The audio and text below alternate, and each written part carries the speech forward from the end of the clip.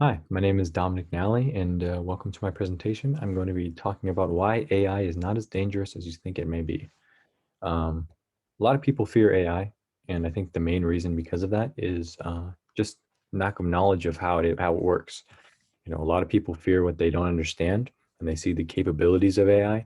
They see computers from the '80s beating the greatest chess players of all time, like that, and it fears them, reasonably so.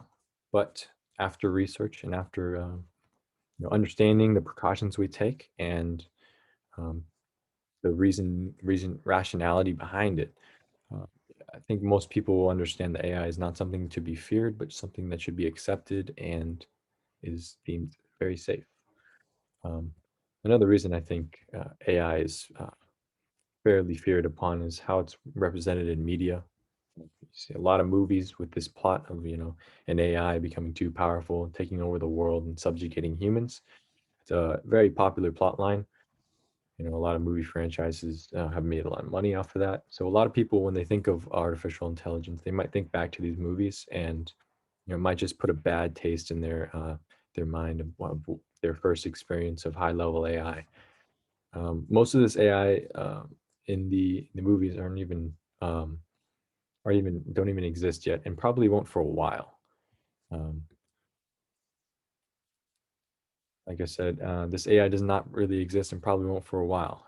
That AI is the AI that you really think about when in the movies is considered, or it's called general AI, and what that is basically an imitation of the human brain with the capacity to exceed humans in almost any aspect mentally.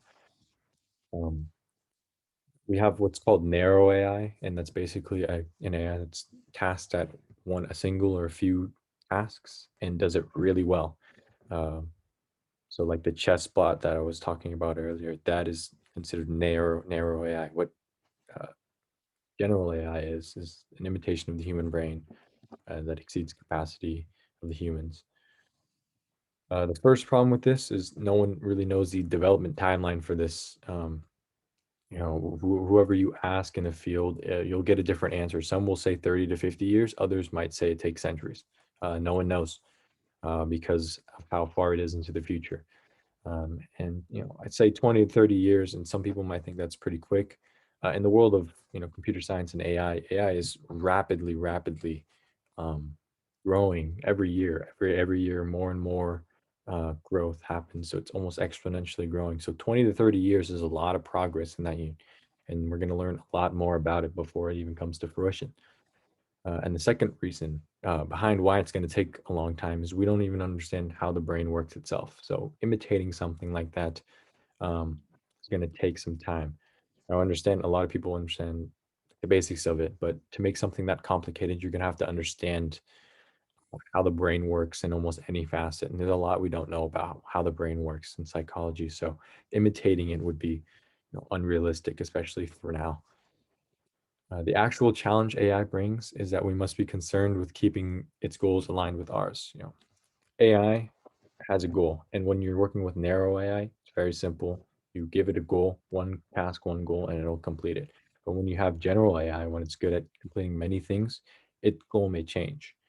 Our job is to make sure that its goal stays the same. Now, a lot of people think that, oh, its goal might be to wipe out the human race. That's very unrealistic. There's a lot of easy things that can be done to keep that not done, and I'll talk about that later. But basically, the problem that we're trying to solve as computer scientists is machines have goals, and we're trying to keep them aligned with ours. Like the Future Life Foundation says here, machines have goals. A heat-seeking missile has a target. Our job is to ensure that target is the same as our own. Uh, we can take on this challenge. Basically, there's two parts to it, as Dietrich says.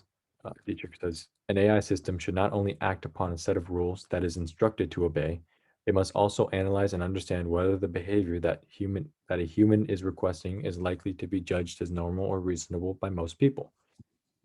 So two parts to it. One, an AI must have a set of rules, a set of morals, essentially. What Dietrich is saying here is that, like humans, we must have a set of morals and a code that we will always follow. I'm sure that most people you meet have a set of code, things they will never do or things that they will always do or beliefs that they act upon. And The same will go for this AI. We must make sure that it believes in a certain set of rules that aligns with ours, and its goals will be the same. The second thing is it must detect when humans are requesting things abnormal or reasonable. So this will come with teaching. This is the teaching side of it. So if an AI is given proper morals or morals, we must also make sure that it can detect improper morals. This is also this is nothing to do with the actual code itself, but how it is taught and experiences. As you know, experience learning is very popular within this type of AI. Uh, this has brought about human-centered AI, and it's at the forefront of AI development in the sense of general AI. It has three parts to it, as Schneiderman puts. The first part is to design for high levels of human control and high levels of computer automation so as to increase human performance. So basically, human-centered AI is not going to be for computer control, complete computer control. So that he wants, or human-centered AI's focuses on humans controlling, but computers doing the heavy lifting. Um, you can think of this relationship kind of like if you've ever seen the Iron Man movies, Jarvis AI to Tony Stark. So you know, Jarvis is very high, and he's kind of serves as a butler. You know, does everything for Tony that he can't do on the internet, and you know, but Tony's always in control of Jarvis. You can see later that actually that Jarvis in the Age of Ultron movie, Jarvis takes over Ultron, the evil AI. But moving on, the second aspect is understand the situations in which full human control or full computer control are necessary. So, for example, a pacemaker should not be in human control because within minutes you need to make reactions like that that only the computer can take. Whereas something like an investor's account right now should not be in full computer control because if a computer has a bug, that could lead to catastrophic errors. So there should be at least a stop switch or some human control in that. So, for example, recommendation software. So if you can write software to recommend you to buy stocks, but you should not write software to actually buy those stocks for you. You should make the final decision. This is a whole huge point on control. And the third is to avoid the dangers of excessive human control or excessive computer control. This backs off of number two. Basically, you want to be able to maximize the productivity through computer automation, but you don't want to give it too much control. And with these three aspects, we're able to keep general AI safe. And the last thing I want to talk about really quickly is AI is more prevalent than you think. Um, been used in Siri.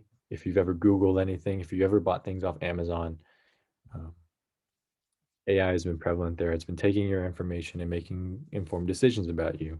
Um, you know, 2020 Tokyo Olympics this year has self-driving cars. They are being used to transport athletes around the Olympic Village. This is something that's going to progress more and more faster, and it's already been accepted in society. Anyone with an iPhone like this, you can open up and you have Siri, you have Google, Netflix, Spotify, all these companies. They use artificial intelligence, and not a lot of people have been uh, up and roar about that. And I understand that it's not the same AI that people think about, but it's AI and it's going to continue to develop, and it's only going to get stronger. So it's been accepted and you've been using it for a while. So I think that's fair judgment for why AI is safe. We haven't really had any problems with the safety of AI now, and I don't think we will. So that has been my presentation. Thank you for watching, and thank you.